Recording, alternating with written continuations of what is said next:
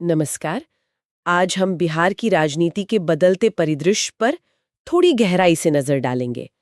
हमारे पास एक विश्लेषण है जिसका शीर्षक है लालू और नीतीश से परे, बिहार की राजनीति में नई आवाजें और बदलती बयार। नमस्कार। देखिए, दशकों से बिहार की राजनीति मतलब लालू प्रसाद यादव और नीतीश कुमार, इन्हीं दो ध्रुवों के इर्द गिर्द घूमती रही है ना? बिल्कुल बिल्कुल। लेकिन ये जो विश्लेषण है, ये इशारा कर रहा है कि शायद अब हवा बदल रही है, कुछ नई आवाजें, नए मुद्दे उभर रहे हैं।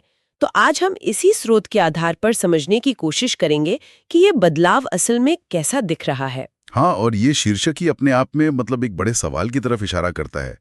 क्या बिहार की राजनीति वाकई उन दो क्या कहते हैं महारथियों से आगे बढ़ रही है जिन्होंने इतने लंबे समय तक इसे परिभाषित किया? ये विश्लेषण इसी सवाल के जवाब तलाशने की कोशिश है, ऐसा लगता है। तो इस विश्लेषण में पहली बड़ी बात क्या सामने आती है? मतलब क्या ये सिर्फ कुछ नए चेहरों के आने की बात है या कुछ और गहरा चल रहा है? नहीं, सिर्फ चेहरों की बात नहीं है। विश्लेषण का एक बहुत अहम बिंदु है युवा मतदाताओं की बदलती प्राथमिकताएं।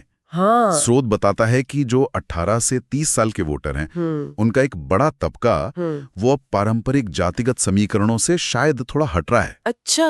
हाँ, और रोजगार, बेहतर शिक्षा और ये जो डिजिटल सुविधाएं हैं, इन जैसे मुद्दों पर ज्यादा ध्यान दे रहा है।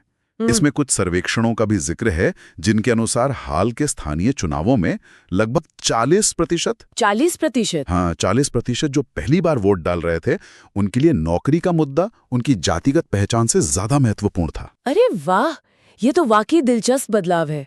इसका मतलब तो ये हुआ कि दशकों पुराने जो वोटिंग पैटर्न थे वो शायद अब कमजोर पड़ रहे हैं। हाँ, कुछ ऐसा ही संकेत मिल रहा है। क्या विश्लेषण इस बदलाव के पीछे की वजहों या इसके किसी और पहलू पर भी रोशनी डालते? हाँ बिल्कुल। एक और महत्वपूर्ण बात जो ये विश्लेषण सामने लाता है वो है छोटे मुद्दा आधारित आंदोलनों का उभार। अच्छा, छोटे आंदोलन? हाँ, मतलब ये आंदोलन अक्सर स्थानीय समस्याओं पर केंद्रित होते हैं, जैसे मान लीजिए बाढ़ राहत कितनी प्रभावी है, या शिक्षक भर्ती में पारदर्शिता का सवाल, या स्वास्थ्य सेवाओं तक पहुंच, इस तरह के मुद्दे। और खास बात यह है कि ये अक्सर जो स्थापित पार्टी संरचनाएं हैं उनसे बाहर सोशल मीडिया के जरिए संगठित होते हैं। अच्छा, सोशल मीडिया का इस्तेमाल करके? जी। विश्लेषण में कोसी क्षेत्र के एक सफल अभियान का जिक्र भी है, जहां स्थानीय युवाओं ने मिलकर बेहतर तटबंध रखरखाव की मांग की और प्रशासन पर दबाव बनाया। अच्छा, यानी राजनीति अब सिर्फ बड़े नेताओं या पार्टियों तक ही सीमित नहीं रही, जमीनी स्तर पर लोग छोटे छोटे समूहों में संगठित होकर अपनी आवाज उठा रहे हैं। बिल्कुल। इन बदलावों के पीछे की वजहों के बारे में विश्लेषण क्या कहता है? क्या कुछ आर्थिक कारण भी है इसके पीछे? निश्चित रूप से विश्लेषण इन बदलावों को बढ़ती आर्थिक आकांक्षाओं और खासकर प्रवासन यानी माइग्रेशन के प्रभाव से जोड़ता है। हाँ, माइग्रेशन तो बिहार में एक बड़ा फैक्टर है। बिल्कुल। तो जो लोग बाहर काम करने जाते हैं, वे न सिर्फ पैसे भेजते हैं बल्कि अपने साथ नए विचार और अपेक्षाएं भी लेकर आते हैं। इससे राज्य सरकार से उनकी मांगें भी बदल रही हैं। अच्छा। कैसे? स्रोत में दिए गए आंकड़े बताते हैं कि जिन जिलों से ज्यादा लोग बाहर जाते हैं, वहां स्किल डेवलपमेंट सेंटरों की मांग में बढ़ोतरी देखी गई है। तो ये दिखाता है कि लोग अब सिर्फ सरकारी नौकरी नहीं बल्कि हुनर विकास के मौके भी तलाश रहे हैं। ये भी एक अहम कड़ी है। तो ऐसा लगता है कि जो स्थापित नेता हैं वे भी इस बदलते माहौल को समझ रहे होंगे। क्या वो भी अपनी रणनीति बदल रहे हैं? विश्लेषण इस ओर भी इशारा करता है। इसमें कहा गया है कि जैसे तेजस्वी यादव जैसे स्थापित युवा नेता हैं, हाँ। वे भी अब अपनी भाषा बदल रहे हैं।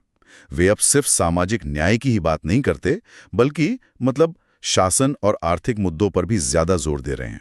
अच्छा। तो ये शायद इस बात का संकेत है कि वे भी महसूस कर रहे हैं कि भाई जमीनी हकीकत बदल रही है और मतदाताओं की प्राथमिकताएं अब पहले जैसी नहीं रहीं। तो संक्षेप में कहें तो ये विश्लेषण हमें बता रहा है कि बिहार की राजनीति में बदलाव सिर्फ नेतृत्व के स्तर पर नहीं है बल्कि काफी गहरे स्तर पर हो रहा है। युवा वोटरों की बदलती प्राथमिकताएं, छोटे छोटे मुद्दा आधारित आंदोलनों का उभार, आर्थिक आकांक्षाओं का बढ़ना और यहाँ तक कि स्थापित नेताओं की रणनीति में बदलाव, ये सब मिलकर एक नई तस्वीर बना रहे हैं जो शायद लालू नीतीश युग से कुछ अलग हो। बिल्कुल सही। और अगर हम इसे थोड़ा बड़े परिप्रेक्ष्य में देखें तो ये सिर्फ बिहार के लिए नहीं बल्कि भारत में क्षेत्रीय राजनीति के अध्ययन के लिए भी महत्वपूर्ण है, ये दिखाता है कि जब किसी क्षेत्र की राजनीति दशकों तक कुछ प्रमुख हस्तियों द्वारा परिभाषित होती है, तो उसके बाद बदलाव कैसे आकार लेता है। हाँ, वो संक्रमण काल कैसा होता है। हाँ, वो संक्रमण काल अक्सर बहुत पेचीदा होता है। पुराने समीकरण टूटते हैं, नए बनने लगते हैं। श्रोताओं के लिए सोचने वाली बात यह हो सकती है कि किसी राज्य की राजनीतिक पहचान में इतने गहरे बदलावों के और क्या संकेत हो सकते हैं जिन्हें हम शायद अभी नोटिस नहीं कर रहे हों। और भविष्य में बिहार की राजनीति को समझने के लिए विश्लेषण में बताए गए इन रुझानों पर, जैसे युवा मुद्दे, स्थानीय आंदोलन और आर्थिक कारक, इन पर नजर रखना कितना जरूरी होगा।